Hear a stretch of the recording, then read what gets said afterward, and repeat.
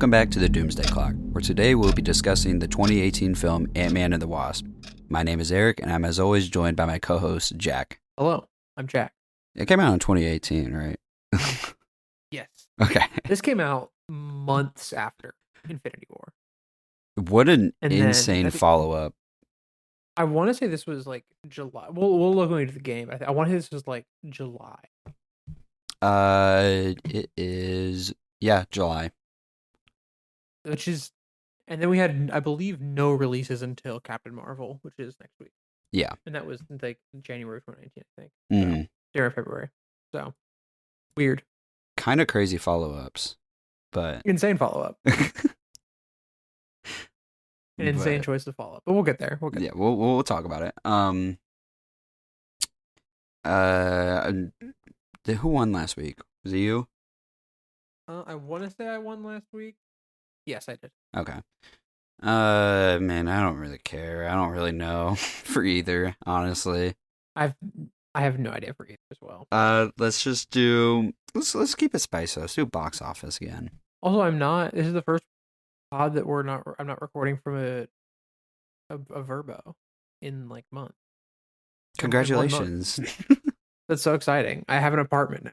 I live in an apartment. What was the last normal podcast? Was it God, what was it? Was it before Civil War? It was, I think Civil War we did it in person. Yeah, that's what I mean, because that one was I think it was Ant-Man 1. Oh God. Also, we did Doctor Strange before I left. I don't remember when we recorded Doctor Strange. Yeah, I think we did do that. We had. No, we couldn't have, because that was after I had left. So I think it was Ant-Man. Oh yeah. It's kind of poetic. Yeah. In a way. Yeah, kind of, actually. It's kind of beautiful. To go Ant-Man to Ant-Man. Yeah. Beautiful for your favorite movies. All right. You said box office, or did you say budget? I said box office. Okay.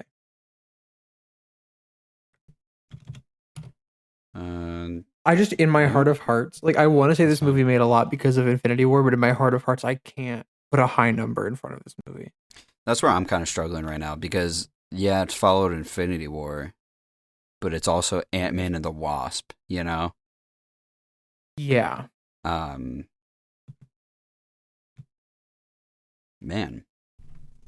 You know, I'll go with my initial. I'll go with my initial one. I was going to say this, thinking that it's, like, that I would not be surprised if it's higher, but not in the, like, this is a good movie. And the, like, this movie makes $1 billion way. Yeah. All right. Like I'm ready. Are you ready? Ready? Yep. All right. 3, 2, 1. 2, 1. Okay. So I said 755 million. You said 825 million. My other guess was 850. So we shall see. It was if I what? should have gone. It was 855. Okay. So it made 622 million. Okay, yeah. See, this is why I didn't go high. This is why when they go high, I go low. I was going. I couldn't decide if I wanted to lean high, like Marvel. I don't know what I'm trying to say. I guess this is. I mean, that's pretty low for a Marvel movie, obviously. It's pretty low for a Marvel movie of this era. Yeah. Like. Yeah, for sure. So that's why I was like, I'm not gonna lie, 600 was not in my mind for this. Mm-hmm. Which I'll just look up how much Captain Marvel made to see, but we'll do that next week. Yeah. But like, box offices were very high at this point. I mean, Black Panther broke $1 billion, Infinity War broke $1 billion, and this got to 600. So like, which is funny. I think. Do you remember how much Ant-Man 1 made? No, I can check real quick though.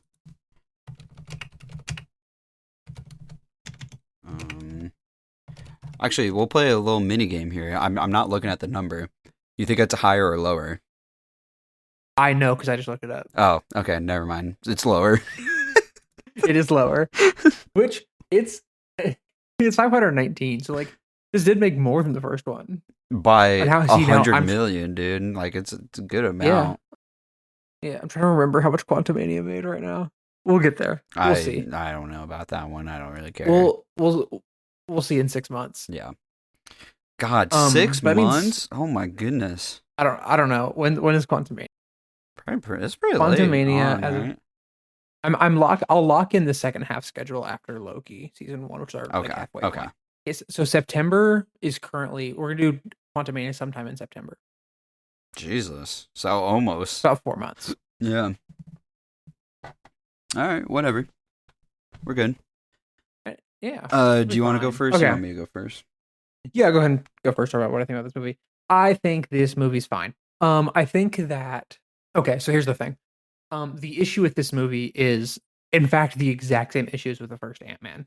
And that is, it came out after a giant event movie, or in Ant-Man's case, it was right before a giant event movie. And in this case, it's right after a giant event movie, and the third act is kind of bad. And that's, I think, like, I don't think this movie's great, but I don't think this movie's terrible. I think that a lot of this movie is like, yeah, okay, which isn't a great thing to be thinking about this movie. To think about a movie, if you just come out of the movie going, yeah, okay, like that's not a great thing to feel. I think it's funny. I think this movie's quite funny. I think that Eric's not gonna think this funny because I think it's all the Scott humor from the first one dialed up to 11. But I think there's very good jokes in this movie. I think that they pulled a lot of things that work from the first movie and they work more, and then they kind of just like abandoned the idea of it not just being like an action movie, and that kind of sucks because I liked it when the first one was a heist.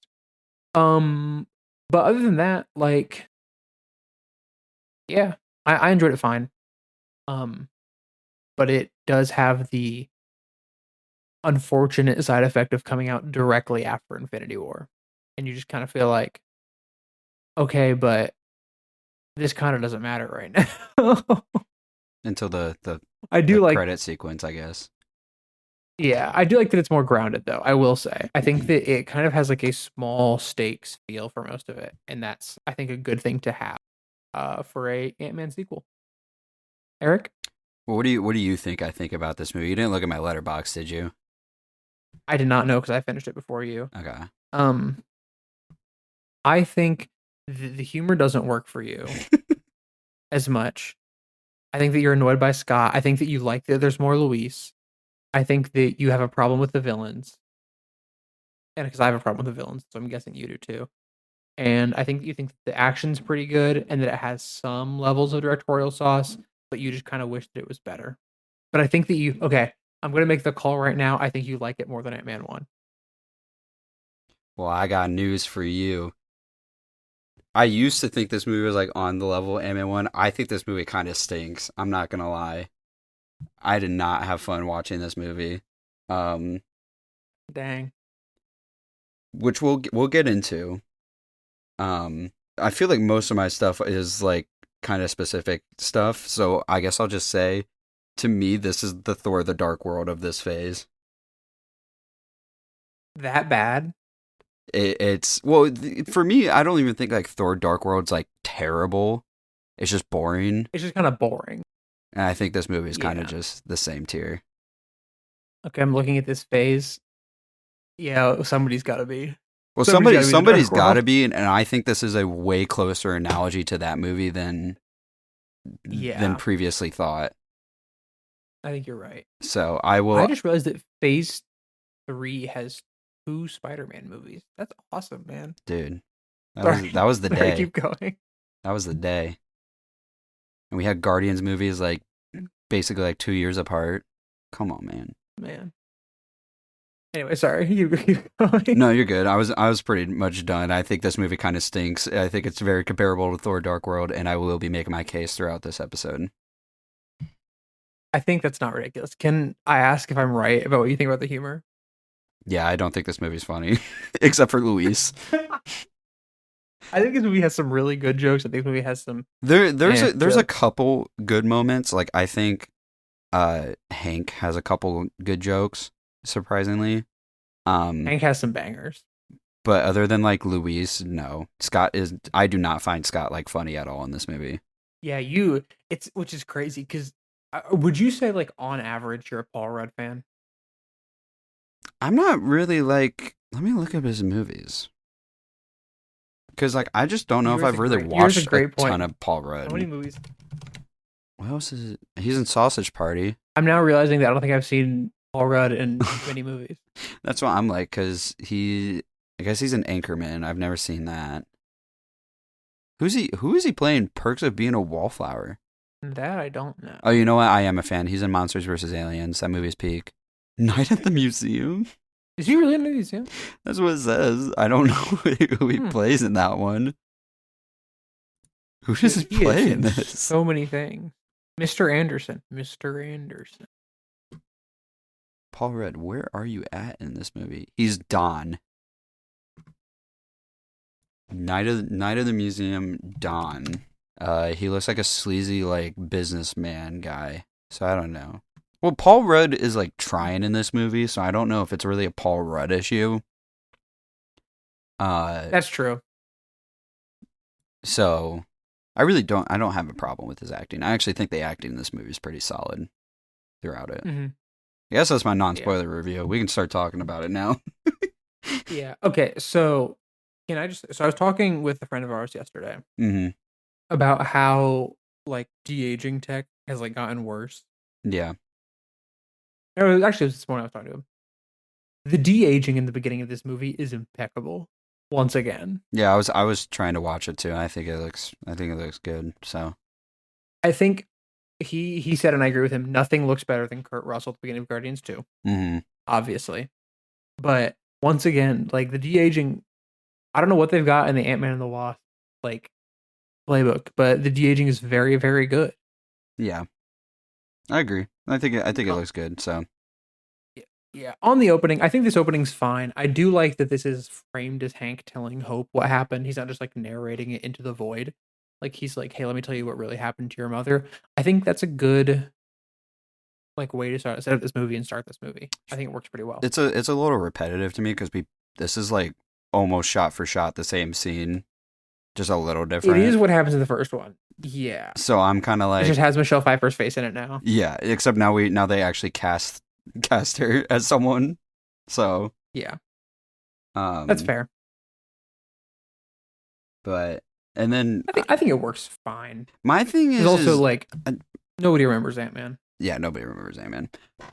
That's a fair point, especially after Infinity War. But like, yeah, as a movie, as someone that just watched Ant-Man not too long ago, I remember Ant-Man. Well, kind of. Yeah. As much as I could possibly remember about Ant-Man, I remember it. Yeah. But I'll talk about the mom stuff later, but because I mean it's fine for now. It's okay, I guess. It's fine for now. I think that then we go into the heist with his daughter. I think it's really cute. I think that the world's greatest grandma joke is a good joke. Scott decided to not be a bum dad, so good for him. Yeah, I think Scott. I really like that this movie continues Scott's arc from the first movie. I think that works really well. Of him being like, no, I want to be in Cassie's life. I want to be a good dad. I like that they all, his ex-wife and the cop, they've all like mended things. I like that. I think that's a realistic trajectory to have after the first one. Mm-hmm. And then my goat shows up. My goat Louise. Louise. I meant Randall Park. Yeah, I like Louise a lot in this movie. I think he's really funny. He showed up, and like I just said about the Ant-Man, I kind of forgot his name for a minute. So I was like, I forget his name, but he's the funny guy. I think it's Louise, and then I wrote down it is Louise. It is Louise. Yeah. I think this is the one where he's like, I'm the boss. Mm-hmm. I'm the boss. He like slowly goes back in the window. I think his deliveries, like the writing is very good for Louise's jokes. I think his deliveries make them incredible. I was about to say whatever the actor's name is, I don't really know him super well, but he knew what he was doing. He was trying.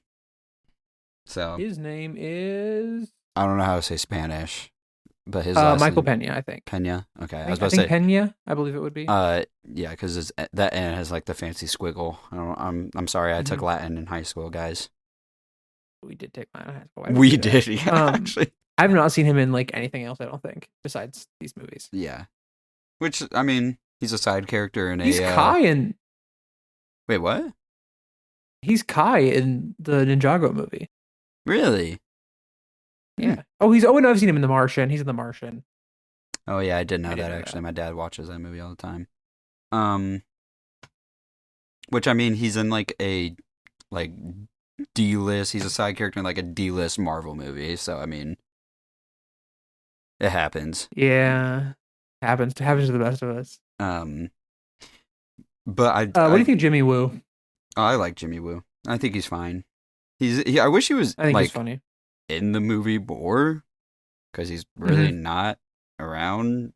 He's like gone for a while, and then he just comes back with like the whole stuff going on later. But whatever. I like Randall Park. I think he's funny in this movie. I really like when he says, "Well, your daddy drew on the walls with Captain America." I think that's a funny. Yeah. Like he cannot relate to kids. Well, he also has a moment with Scott later, which we will talk about. Do not worry. Oh, we will. We will be talking about that. So, also, your Sokovia Accords get mentioned.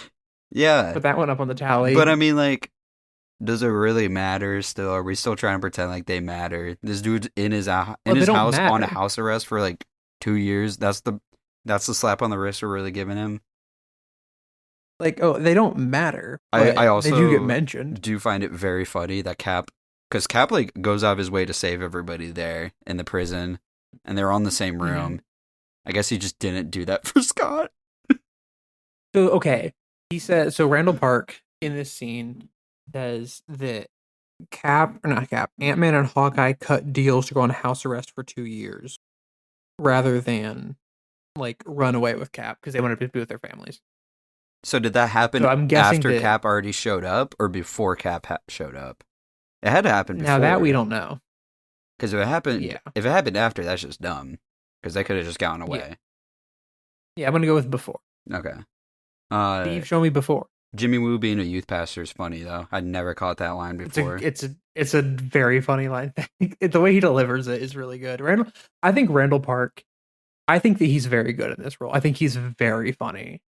Even like, there's one later where he yells, "What the Dickens?" And it's just, it shouldn't work as like a great joke, but it's a pretty good joke. Yeah. And then I love that he doesn't know how he does the magic. That's funny. Yeah, I do think it's funny that they're trying so hard to pretend like Civil War matters, but whatever. Yeah, it doesn't. And then no, go ahead. The cop also doesn't know how he does the close-up magic. I like that there's a running gag of he's like, how does the close-up magic work? Dude, I missed the cool cop guy. He was chill. He's like not in this movie. Mm-hmm. He's a wholesome brother. No, they're not related. Stepfather. He's a wholesome stepfather. Step-husband. He's the father who stepped up. Yeah. Shout out. And then Scott starts tripping balls. Yeah. Trans allegory, by the way.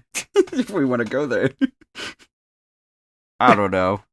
I'm not transgender, so I don't really know what I'm talking about. I'm sorry. Allegory is not the right word. We did get. I didn't tell you this. We got a comment on our YouTube video about what on one of the YouTube pods that said that all the HRT jokes in the Captain America pod was funny. so shout out to that YouTube comment for that. I would not call this a trans allegory. No, I know. I would say yeah. Go ahead. Eric thinks this is an allegory for the trans experience. I think that this is a cool gimmick. I wish it was a thing that happened more. Yeah, for sure. I do think that when he looks in the mirror and then like Michelle Pfeiffer looks back at him, there's something a little scary about that. Mm-hmm.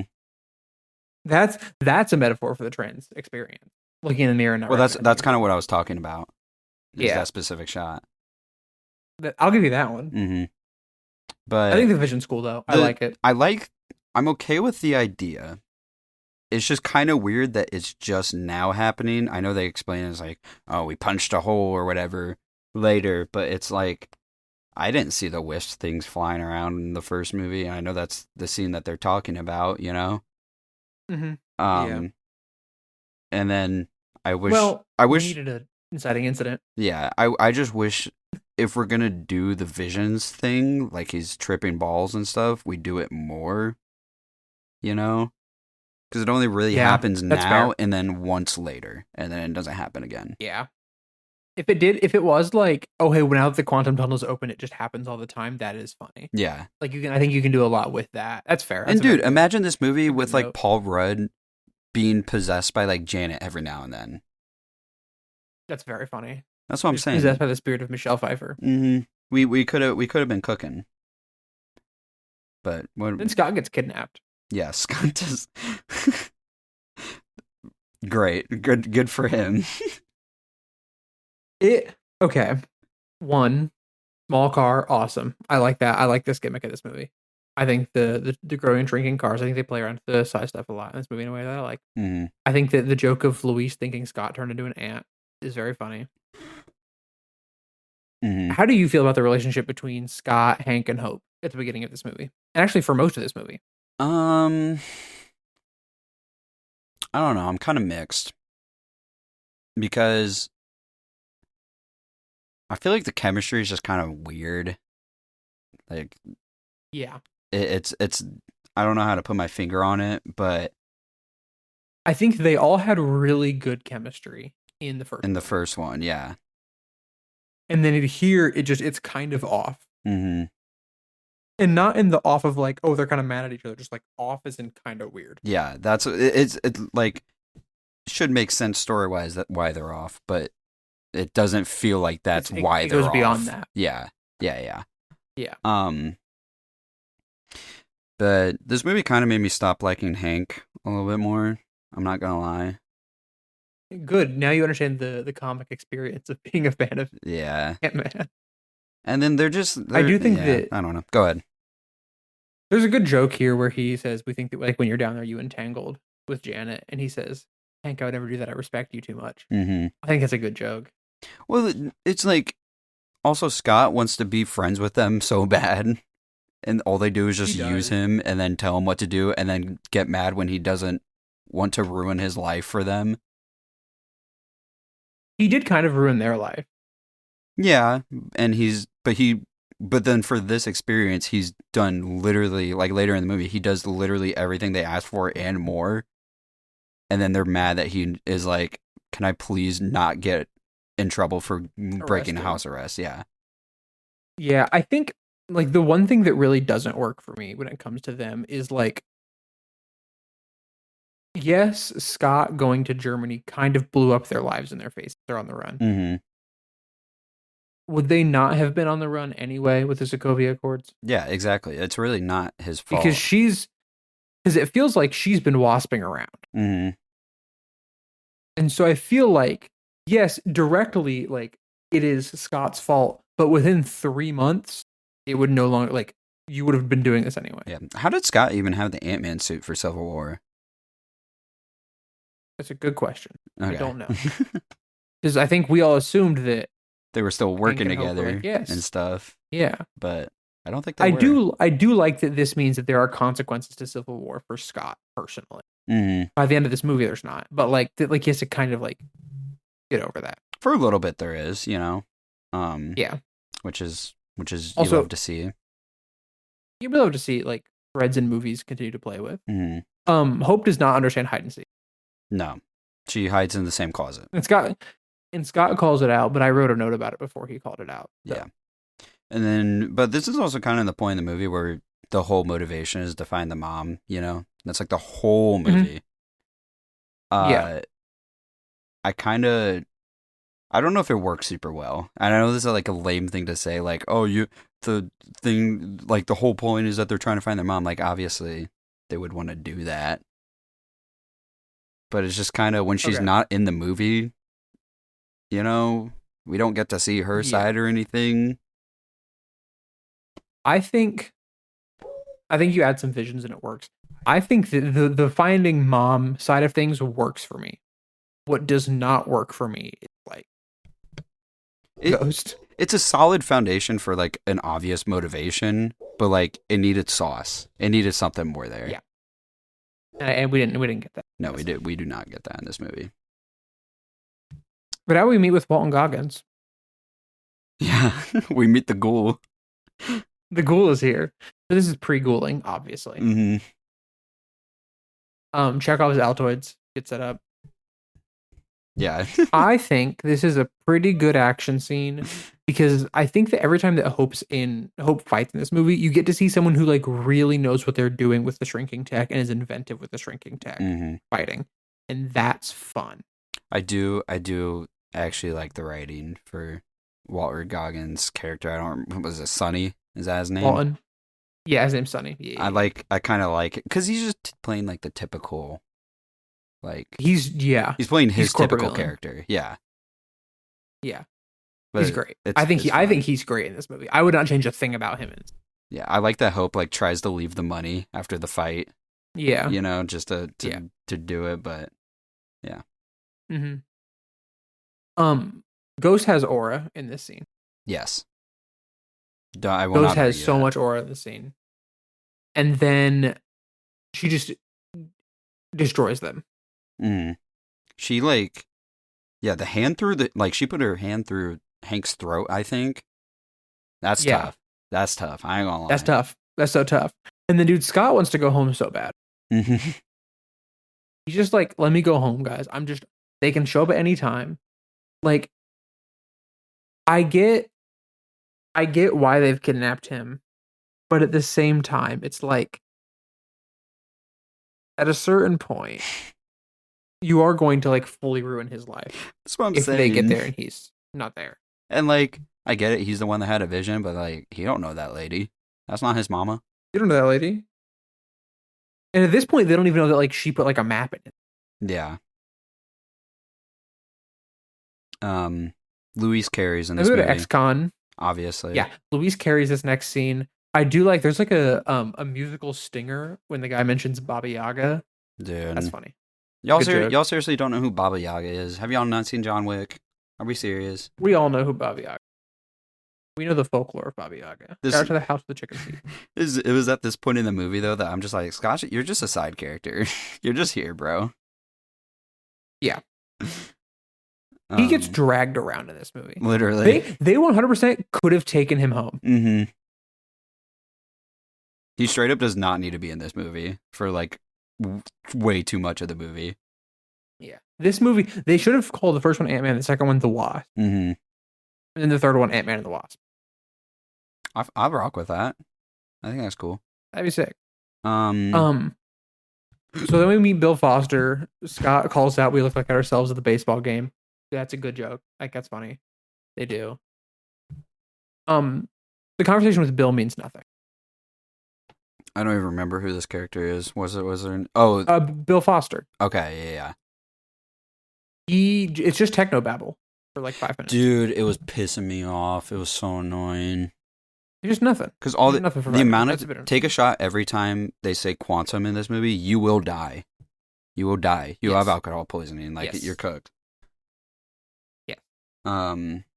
I just wrote, wow, I really don't care about all this quantum talk. Fair. Hank sucks.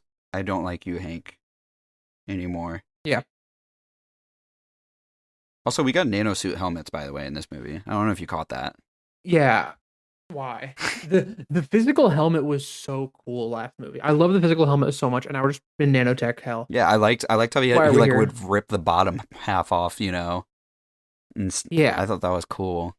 But why we do that? I do like that he didn't destroy the old suit. I think that's a good bit where, because you get like the first half of the bit earlier in the movie where Hank's like, you destroyed it, it was my life's work. And the second half he's like, I couldn't destroy it, it's your life's work. Like, I think that's a good payoff, set of payoff. And then Scott is really right about something in this scene. He talks about how we should support the USPS. And that's correct. Yeah. The USPS is the backbone of this nation. And we need to put some respect on their name. Is it actually like insane? I can't even picture this right now in my head. Like, you could be straight up making this up and I would not. This is where they're in the van driving to the school. Okay. I believe you. Okay. I watched this movie yesterday, really by the way. This scene I watched yesterday. Yeah. It's really cute that he put the suit in the trophy, though. That's fun. I like. Mm-hmm. And then this is where you do get something that you like about this movie, where they nerf the hero. Like his suit? Yeah. Yeah, but I don't think it's a very good one. I'm not gonna lie. It's just fine. Because, like... sort of this movie's just fine. Yeah. Technically works as a nerf, I guess. But it's just kind of annoying. Yeah. Mm-hmm. I do like the score here, though. I think it's fun. Like the dun, dun, dun, dun, dun, dun. I mean... And then haha short jokes. Yeah, haha shortcuts. I don't really care for the score. I think it's kind of generic, except for the car chase later. I think that's the only time I think it has some like, highlights. popped off. but it's not like you never really like call it out as like, oh, this is amazing, but it has some like highlights to it, which I like. Yeah, I'm not gonna lie. This is also the point in the movie where I was like, this movie's just got like negative sauce right now. I feel like it's very dry. Yeah. I kind of like the joke of them both making fun of Scott for being short, though. For like, because he gets in the car and like Hank's like, "Hiya, champ, you have a good day at school." I just think that's kind of cute, a little bit. That is a good joke. A little wholesome moment, I guess. So they get kidnapped. Yeah, they get one tapped. By the way, they get one tapped by Ghost immediately. So welcome to our new segment that we introduced in Thor Ragnarok called "Could Eric Fix Her?" Her. How old is she? I don't want to say anything yet. I think she's in her 20s, isn't she? Ava Marvel age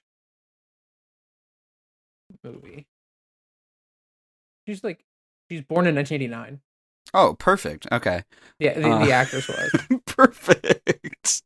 She's not a child. No. Yeah. She worked for Shield for like 5-10 years. Yeah, that's true. That's true. Well, she does tell Scott that he's funny, which he's not. But if she likes humor, I can fix her. That's all I'm saying. I think you could fix her. So I have an idea. I think we should start calling Scott Ant-Man Jr. because all of his villains are just his mentor's rivals. Yeah, and Hank just has somebody else's tech. Yeah, Hank's just a significantly more important character in both of his movies. Yeah. So that's how you do that, right? Is you take like the character and then you just call them like Ant-Man Jr. because he's using somebody else's tech and their villains are somebody else, right? Yes. That is how it works. Okay, cool. Okay, awesome. Okay, let's talk about Ava's motivations because they suck. So Ava's dad blew up a quantum tunnel because Hank fired him. Yes. And he was like, time to do experiments on myself. Mm-hmm. And he blew up a quantum tunnel, and that's Hank's fault. How? Well, my thing is, I don't actually hate Ava's base motivation because her base motivation is to just survive. She just does not want to die and be in constant pain. And yes, I don't know if we've had a Marvel villain like that yet. Nope, we have not. Which is I think her baseline motivations is fine. Why does she hate Hank so much? Like, oh, you fired my dad and then he exploded himself. Yeah. That's not Hank's fault. I'm sorry, girly. But this is some like spot level I created you created me logic. Yeah. Like, well, I don't even know if like, because like the whole climax of the movie, she's not doing it out of hate. You know what I'm saying? She just, the hate's there. Don't get me wrong. Yeah. Why am I defending this movie? Oh my God. It's like she's a different character in this scene than every other scene. In this scene, she's like, I hate you, Hank Pym. Mm-hmm. Yeah, I agree. Then, I agree. Like, young Bill Foster, the tech looks really good. I do, but like I get why she went to the lab though. That makes sense. Yeah, I do legitimately see Ghost. I like how her powers look, and I think the explanation is kind of cool. Except like, why didn't she also just die? Sick. You know, in the experiment explosion? But whatever. It's a Marvel movie. Yeah, because Marvel movie. And like I said, I like the baseline motivation that she's just doing this out of pure survival. Because like I said, we haven't seen that before. I think that's kind of interesting. Yes. But we needed more sauce. We're dry here. We're bone dry. Mm-hmm. Bone dry. And they try to sauce it up with like the hatred, but that's not. We're not doing. We're just adding more dry. Yeah, and like the hatred doesn't make sense. Yeah. And then I like the joke of the emergency phone call from Cassie. Yeah, that's a cute joke. And then I don't know if you have any more notes, but the scene just kind of ends, and then they escape. Okay, I do have the Chekhov's Altoid tin pans out. Yeah, and that Bill and Ava's plan does not seem that smart for how smart Bill is. But yeah, it does just kind of end. Mm-hmm. And then there's more gibberish science talk. And then I was like, I will say, yeah, go ahead. I think the conversation between Scott and Hope in the lab is a pretty good continuation of Scott's arc from the last. What's his arc in this movie? He doesn't have an arc in this movie. No. Oh, okay. No, don't know. He doesn't have an arc.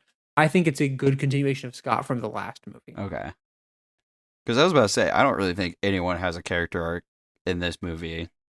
TBH. Correct. That's what I was racking my brain to think of any character I could have possibly missed, but I genuinely don't think there is. Yeah, no. What happens next? Oh, they keep talking about Hope's about Walton Goggins. Keep talking about Hope's mom, Ex-mom. and then Walton Goggins shows up again. I like him talking with Luis. That's a funny scene.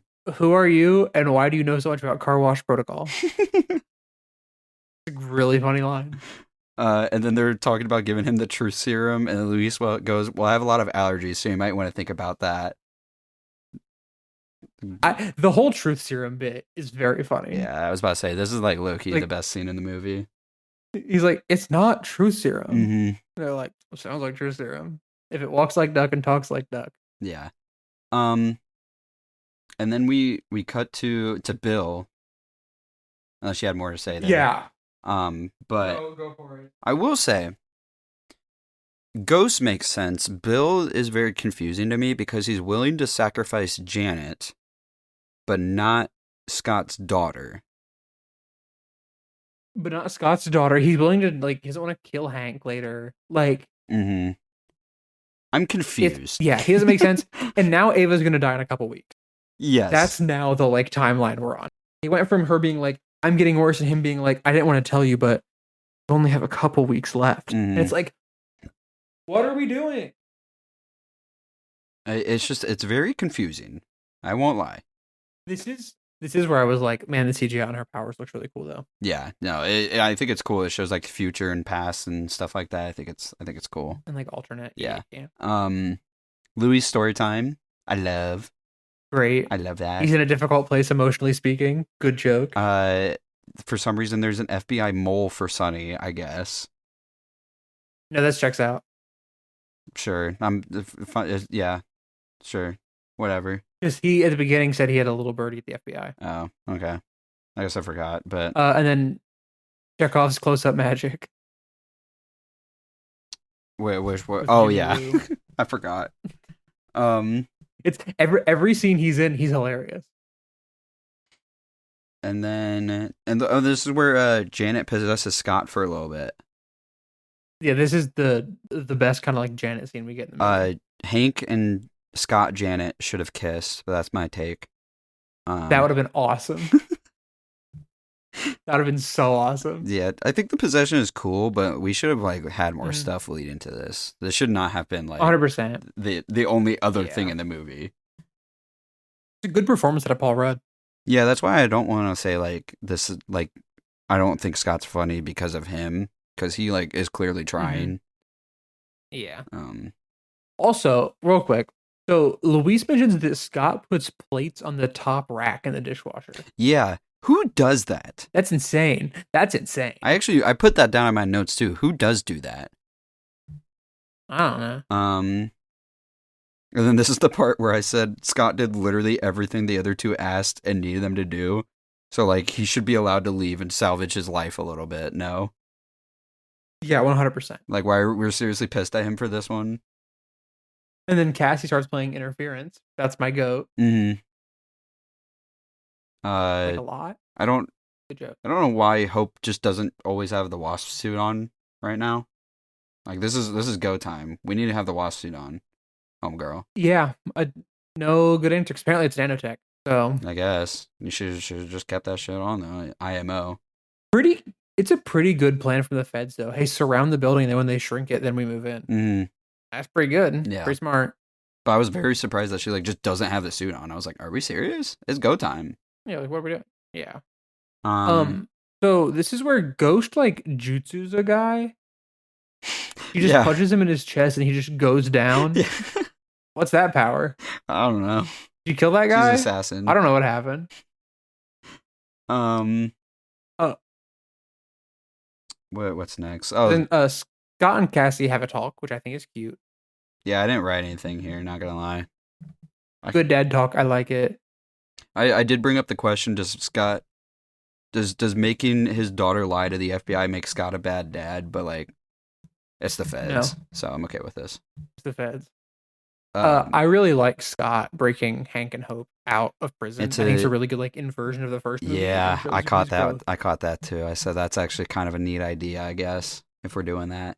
Also, it's very funny to give Hank just like the sunglasses, the hat, the jacket, the classic disguise.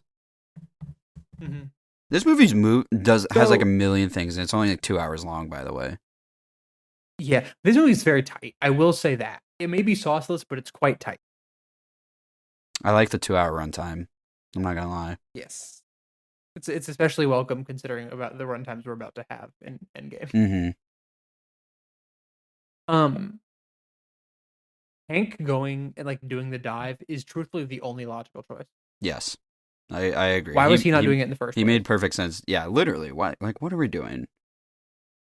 Was Yeah, but then we get the cool car chase. I'm not gonna lie. I like the car chase. It's pretty cool. San Francisco is such a fun place to do a car. I think my Letterboxd review is that like more car chases should take place in San Francisco. I think it's such a fun place to do a car chase. Yeah, I don't get the Stan Lee cameo. I'm not gonna lie. It didn't really. Is the joke drugs? I guess. I just don't get it. I don't get what we were doing there. Yeah, I don't really get it either. What do you think about Luis's whole joke of just going, "I wish I had a suit." Just give him a suit. He doesn't have to have powers. Just give him a suit. Give my beloved at something, dude. I mean, he gets to do the car stuff, so like that's fine. He does. But give my beloved a little suit. This is also, I think this is where Sonic Adventure 2 takes place, isn't it? That's City Escape. Yeah.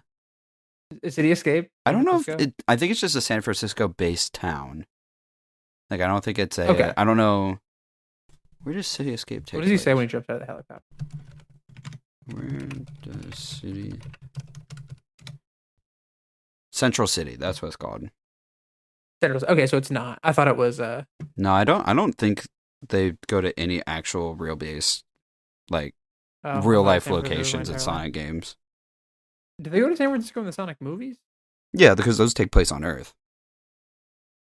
Yeah. Based on Sonic Unleashed, we are not on Earth, but we are on an Earth-like planet. Oh, okay. So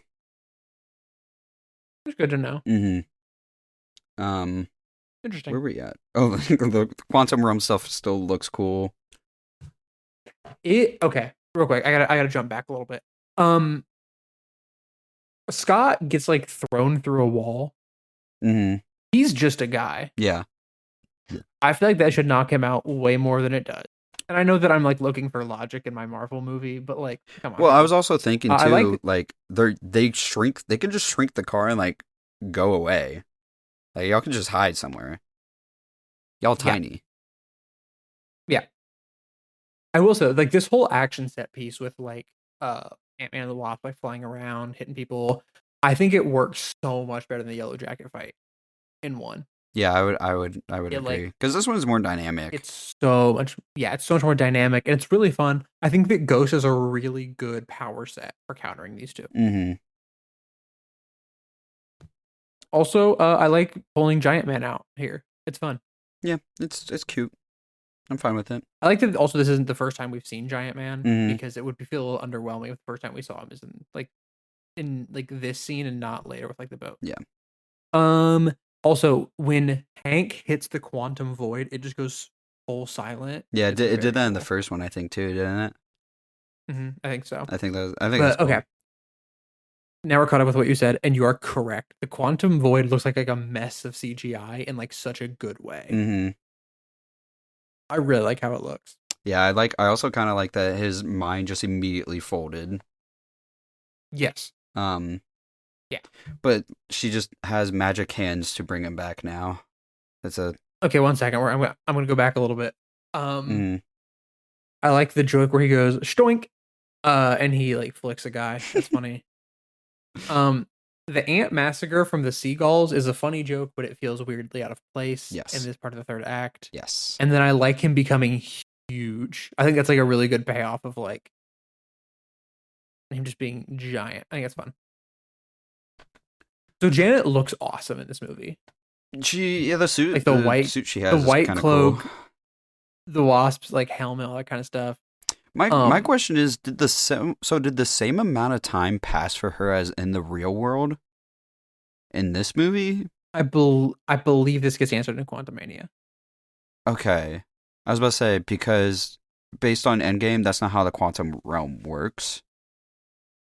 Yeah, I believe the answer. I believe we had like so many answers in a I'll leave Quantumania. it alone for now, because that's more of a question that Endgame brings up. So I'm gonna leave it alone. Yeah. Um, Yeah.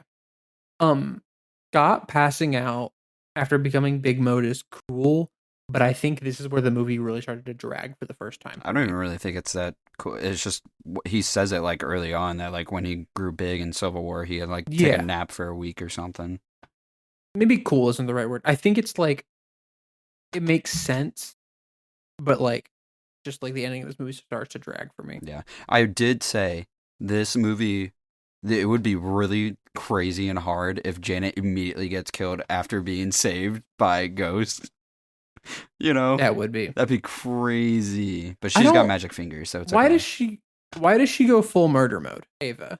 I don't know. Well, she up until like Janet got out, she was trying to like absorb her, not die. Yeah, I don't know. It just feels like she goes 0 to 100 really fast. Maybe it's because she found out she was dying in a week. Yeah, so I mean that would do stuff to you. But like I said, Janet's got magic fingers now, so it's okay. Yeah. Um. Yeah. Just mind jutsus, Ava. Yeah. So this is what I like to call a lion turtle moment. Yeah. Where it's like, I mean, I guess. But the thing is with lion turtles, is it kind of makes a little bit more. Lion turtle comes out of nowhere, but it makes sense for the more world. sense in universe. Yeah. Yeah. This is just kind of like, oh, she has just mind yeah, she people. Just can do that now. Okay. Got it. Funny ghoul man. After Ava got hit by a ride vehicle. What? After Ava got hit by the ride vehicle. Yeah. Yeah, literally. Funny what, man? Funny ghoul man with the truth serum joke again. Yeah. I like it. He goes, "It is truth serum." Do you think Ava can still ghost though, or is like that not a thing she could do right now?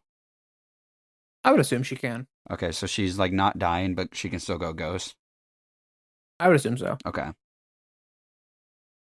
I think that the giant empty suit is a really funny joke. I know. Like standing up against the wall, and Jimmy Woo being like, "We got you, man!" Like when Scott should now get home. I'm gonna keep it a buck. That might have been like the most straight face I've watched at this movie. I was like, okay, I guess this is just. I like that joke a lot because I also think that like it pays off for like because he mentions like misdirection is the first thing they teach you in the online school of close up magic earlier. I guess, but it's just I don't really like. It's just I don't know. That's just an explanation to me. I don't think it's got like a punchline or anything there. Besides, it's just I think it's funny. I don't know, shrinking or whatever. But and then it like deflates. The deflating is funny. So Bill then says to Ava, "I'm not leaving you, and I want you to remember this." Okay. For later. Okay. Yeah. I want you to remember this for later. And then, can I talk about the Woo and Scott moment? Yeah. They have a really tender moment where Woo basically asked Scott to go out to dinner with him. And like all I could imagine is like it'd be a lovely like Italian restaurant over a candlelit dinner where like Scott would get like spaghetti and meatballs and Woo would get fettuccine alfredo.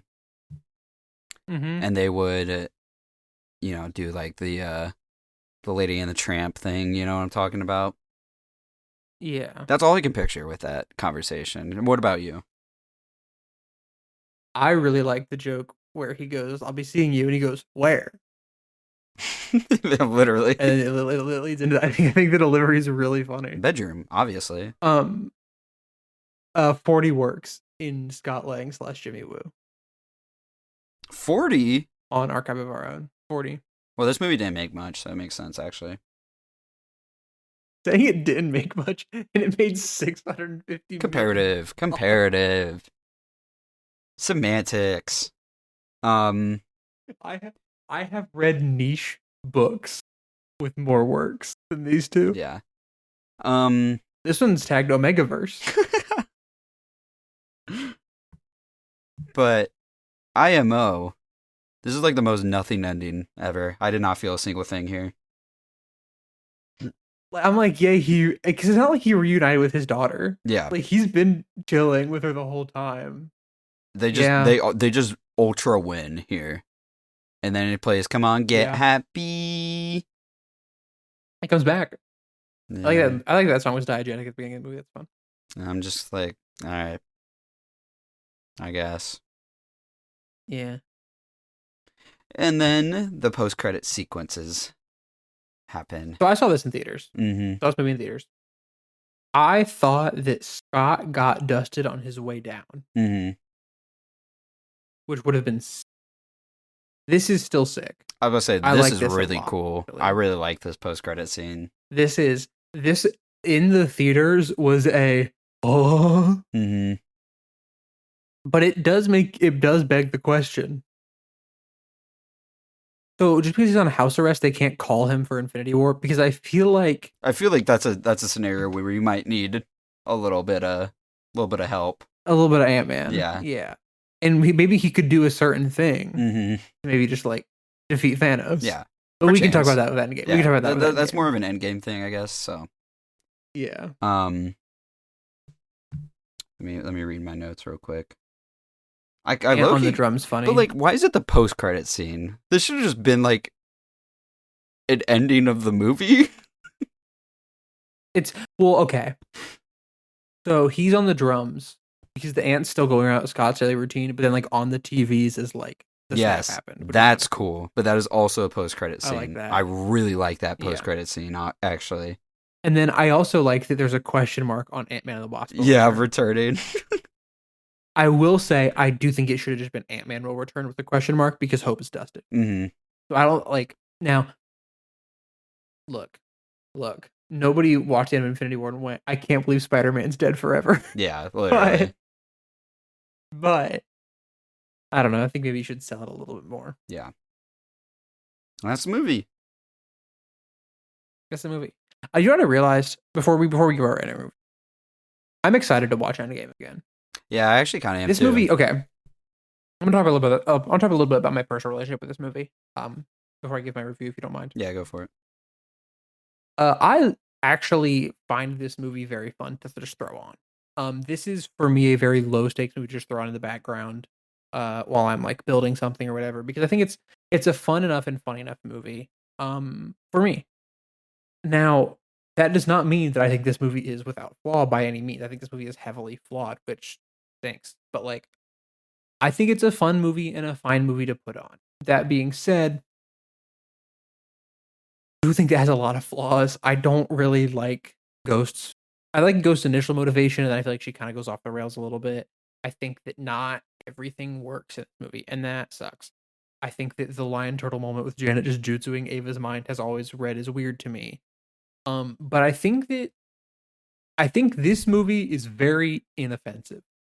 I think Eric was completely spot on when he said it's the dark world of this phase, because it's just kind of like, okay, I wish there was more to it. Like, it's a lot of this movie is like, I wish that there was more to figure out, more to do, and that's kind of annoying to watch as a movie. I don't think this is as boring to me or as offensive to me as Dark World was. Dark World made me legitimately mad, and this movie I was like, yep, like I'm having a good enough time. But I think that this is, if somebody would be like, what is the most like Marvel movie where it's just like the basic plot structure of a superhero movie, I would give them this movie. Because I don't think it does anything interesting with the formula compared to a lot of other superhero movies, which is a shame, because I think it definitely could have. But I have found myself after watching this being like, I'm kind of excited to watch Endgame and Captain Marvel, because I know that they do a little bit more than this one does. I haven't seen Captain Marvel, so I guess that's something I should say for when we talk about. Oh, I didn't know that, actually. Yeah, I've still never seen Captain Marvel, so that'll be new for me. That's fun. Yeah, I'm not gonna lie, I'm gonna be mean to this one. And I have been mean to this one, because I was pretty lenient on the first one because I liked Luis, I guess, and I think the shrinking technology, especially because Ant-Man 1 is in phase 2, so we're not doing anything like super super crazy, even though Civil War just happened, but like who cares? Um, but I think this movie, I don't like this movie. I think it kind of sucks. Uh, I think for me, it's kind of a writing thing because I don't find it very funny. There's only a couple moments every now and then where brain activity activates. It's usually just when Luis is on screen. Um, I think the story's okay. I think it's fine. It's technically works. But there's like no interest. There's not very interesting characters. I think the closest we get is like Ghost, but like she even needed more. Everybody else is just I don't think anyone else is an interesting character in this movie. Um, the visuals are cool. The performances are they're trying their best, and the post credit sequences are cool. I really like those. And the car chase is cool, but that's kind of the only things I can say I like about the movie. This, I think, how I feel more about this movie, like how you feel about Dark World. This movie just kind of annoys me, pisses me off a little bit. But it's okay because I'm gonna forget anything that happened in this movie. I'm already forgot a lot of stuff that happened in this movie, in this very thing. Because, like I said earlier, I was confused what we were talking about. You could, I like, yeah. I don't think this movie is very memorable for me. I don't think I'll ever watch this movie ever again. And I think it's also just gone worse because we've watched all these movies, so close together. Yeah. Because the previous movie I had to compare to this one, the first time I watched it was Ant-Man 1. Whereas now it's like Infinity War. Yeah. And in comparison, that shit's like Shakespeare compared to this. Well, you don't like Shakespeare because you don't like Thor 1. No, it's different. I like Hamlet. I like Kenneth Branagh. I like Romeo and Juliet. Stop. We're not going there. You're not actually saying this. Why am I even talking about this right now? But yeah, that's my review. I don't like it. Here's my review. I didn't like it. How many stars did you give it on Letterboxd? I only open up Letterboxd. I gave it 2. I was thinking about being meaner, but I didn't want to be that big of a Scrooge, Yeah. But do you want me to give a number score? I gave it 3. Yeah, you have to give a number score. You want me to go first, or you want to go first? No, you go, because I won the game, so you have to go. I'll go. I'm gonna stick to my Letterboxd score. I think this movie deserves a 4. I hear you. I don't think it's worse than Dark World. What do we give Dark World? 4.2. I could give it a 4.2. I think giving this a 4.5 to me is fair. Because I think that Luis and Jimmy will work. I'll let the record state. I still stand by it. I think it's a 4, but I'll go up. I'll be lenient. I only don't think it's a 4 because the main issues with like Thor: The Dark World to me come out at like Jane is reduced to nothing. And I don't think anybody's reduced to nothing. Scott is a side character in this movie. He does not matter. Scott is a side character in the movie, but Jane is an object in that movie. So, I mean, so is Janet. Janet's basically a MacGuffin that they're trying to get back. Yeah, but she's not present. The issue with Jane is that she's present and a MacGuffin. The lab's also a MacGuffin. There's like 3 MacGuffins in this movie too. I just realized. Whatever. There are, and the remote. I'll be mean, except for I'll give it a 4.5. But I do think it's worse than Dark World. But I'll give you leeway on this one because you said you like this one, so I'll give it to you. Here, we'll do 4-3. That way, it's next to Dark World. Okay, that's fine. This is the Dark World of the phase, though. You are right. Yeah. All right. So next week is Captain Marvel, a movie that you have not seen. Yeah, I've never seen. I this believe movie. once. I can't wait to watch this woke feminist movie with you, or not with you, but talk about it with you.